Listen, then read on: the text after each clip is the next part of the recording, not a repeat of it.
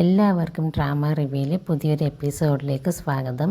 ഇന്നൊരു Chinese ഡ്രാമയുടെ review ആണ് ഞാൻ ചെയ്യുന്നത്. ഇന്നൊരു ബ്രെയിൻ ട്യൂമറിൻ്റെ സീനാണ് ഞാൻ പറയാൻ പോകുന്നത്.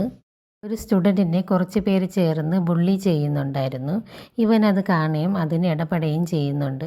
അങ്ങനെ അവിടെ ഒരു വലിയ ഫൈറ്റ് നടക്കുകയാണ്. ആ ഫൈറ്റ് നടക്കുന്നതിൻ്റെ ഇടയിൽ അവൻ്റെ കയ്യിൽ ചെറിയൊരു ഇഞ്ചുറി പറ്റുകയും ചെയ്യുന്നുണ്ട്. ആ ഇഞ്ചുറി പറ്റിയാലും അവൻ അവരെയെല്ലാം വളരെ ശക്തമായിട്ട് തന്നെ എതിർക്കുകയും അടിച്ചിടുകയും ചെയ്യുകയാണ്.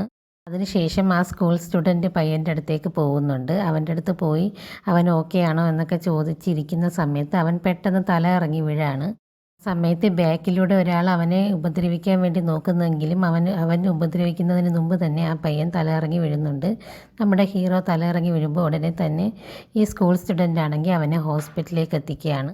ഹോസ്പിറ്റലിൽ ട്രീറ്റ്മെൻറ്റൊക്കെ കഴിഞ്ഞ് ടെസ്റ്റുകളൊക്കെ കഴിഞ്ഞതിന് ശേഷം ഡോക്ടർ പറയണം നിനക്ക് ബ്രെയിൻ ട്യൂമറാണ്, ഉടനെ തന്നെ ട്രീറ്റ്മെൻറ്റ് സ്റ്റാർട്ട് ചെയ്യണം. ട്രീറ്റ്മെൻറ്റ് സ്റ്റാർട്ട് ചെയ്താലും മിനിമം 2 വർഷം മാത്രമേ നിനക്ക് ജീവിക്കാൻ പറ്റൂ എന്ന് പറയുന്നുണ്ട്. ആ പയ്യൻ കേൾക്കാണ്, ട്രീറ്റ്മെൻറ്റ് ചെയ്യാതെ എനിക്ക് എത്ര വർഷം ജീവിക്കാൻ കഴിയുമെന്ന്. അപ്പോൾ 1 വർഷം മാത്രമേ പറ്റുള്ളൂ എന്ന് പറയുന്നുണ്ട്. 1 വർഷം എനിക്ക് വളരെ ലോങ് ആണ്, തൽക്കാലം എനിക്ക് അത് മതിയെന്ന് പറഞ്ഞ് അവൻ അവിടെ നിന്ന് ഇറങ്ങി പോകുന്നുണ്ട്.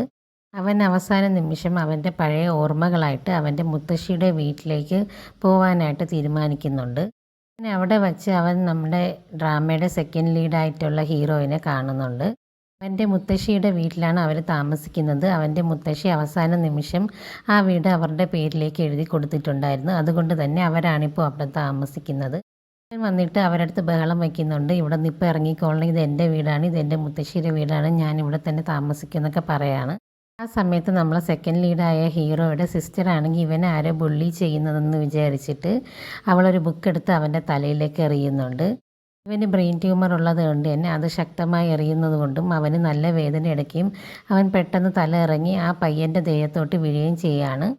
പയ്യനാണെങ്കിൽ നാട്ടിലുള്ള എല്ലാവരും ബാഡ് ലക്ക് ഉള്ള ഒരാളായിട്ടാണ് വിശ്വസിക്കുന്നത്. അതുകൊണ്ട് തന്നെ ഇവനെ ആരും അടുപ്പിക്കില്ല.